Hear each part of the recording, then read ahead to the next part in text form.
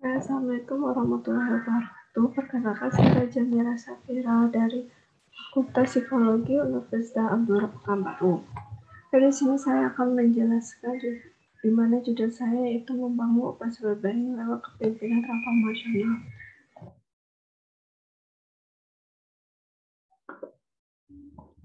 Sumber daya manusia merupakan suatu hal penting bagi pertumbuhan dan perkembangan industri menurut Mapao Nasimamata 2020. Hal ini sejalan dengan penelitian Akbar Harding dan Yunarti 2020 yang mengatakan bahwa karyawan sangat penting dalam keberhasilan terhadap perubahan organisasi. Bekerja atau menjalankan tugas sebagai karyawan tidak mudah. Ada beberapa hal yang menjadi perhatian, salah satu kesejahteraan karyawan di tempat kerja atau disebut juga dengan Mokta Surabaya, Yunarti dan Mokta 2016. Menurut PEK 2005, Mokta Surabaya atau WWB didasari oleh nilai intrinsik dan ekstrinsik. Hal ini merupakan salah satu turunan dari subjective well-being atau SWB.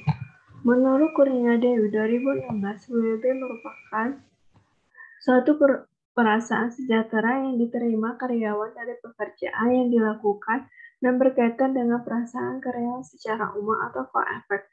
Hanya sejalan dengan penelitian Answansyah, Salendo, dan Radiaku 2012 mengatakan bahwa WWB adalah komponen yang paling dekat hubungannya dengan pekerja dan lingkungan kerja, karena pekerjaan menghabiskan sebagian besar waktunya di lingkungan kerja. WWB juga dilihat dari kondisi karyawan yang sejahtera dari sisi kehidupan yang bermakna, bertujuan dan berfungsi secara optimal sehingga memiliki penilaian positif atas kehidupannya.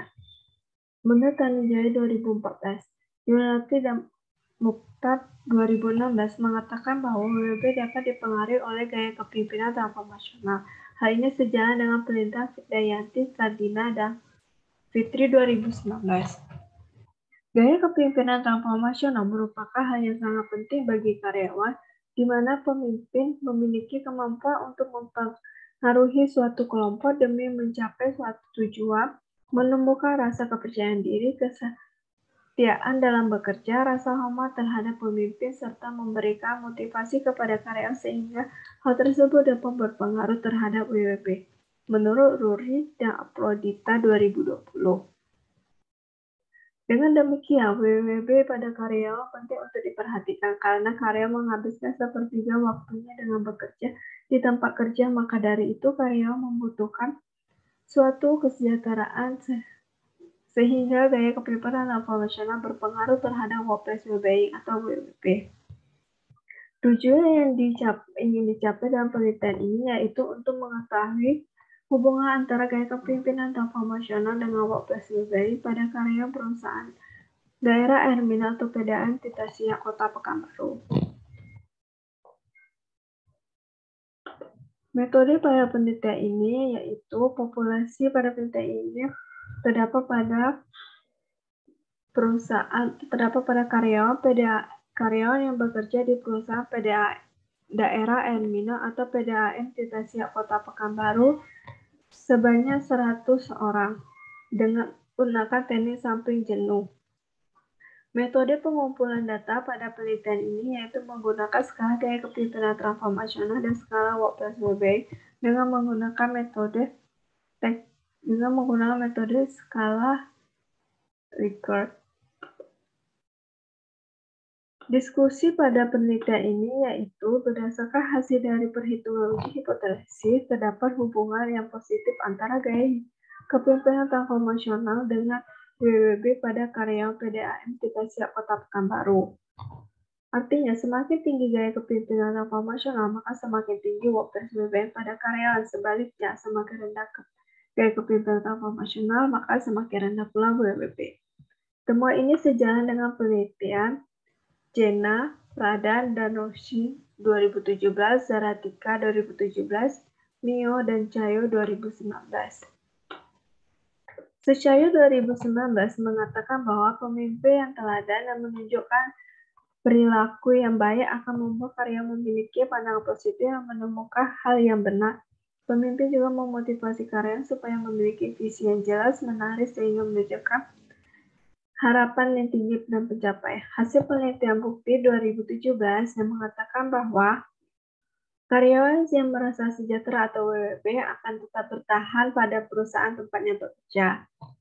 Hal ini menunjukkan dari hasil dari penelitian yang di mana usia lama kerja di atas 10 tahun sebanyak 35 orang, sedangkan usia lama kerja kurang dari 1 tahun dan 5-10 tahun berada tingkat yang sangat rendah.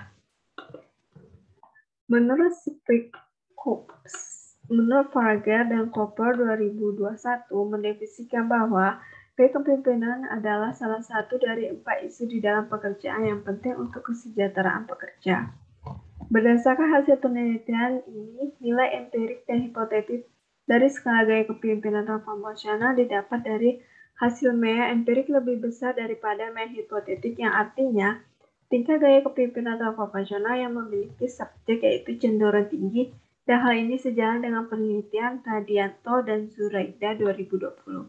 Sedangkan untuk skala workplace well-being didapat hasil MEA empirik lebih besar daripada MEA hipotetik, yang artinya workplace well-being cenderung tinggi. Hal ini juga sejalan dengan penelitian Wandasari 2017. Kesimpulan dalam penelitian ini yaitu, berdasarkan hasil analisis dan pembahasan penelitian ini dapat ditarik kesimpulan bahwa adanya hubungan antara gaya kepemimpinan transformasional dengan WWB pada karyawan PDA entitas Kota Pekanbaru dan berada pada tingkat koefisien yang sangat kuat, sehingga disarankan untuk perusahaan dapat mempertahankan workplace well-being pada karyawan,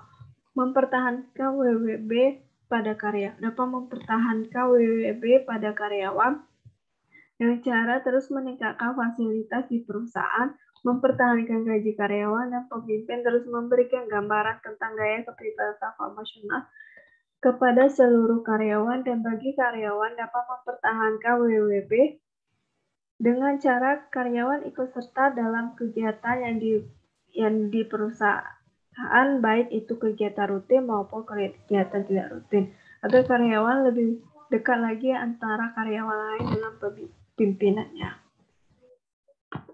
Baik, terima kasih. Itulah hasil presentasi saya. Lebih dan kurang saya mohon maaf. Apabila ada salah kata, saya mohon maaf juga.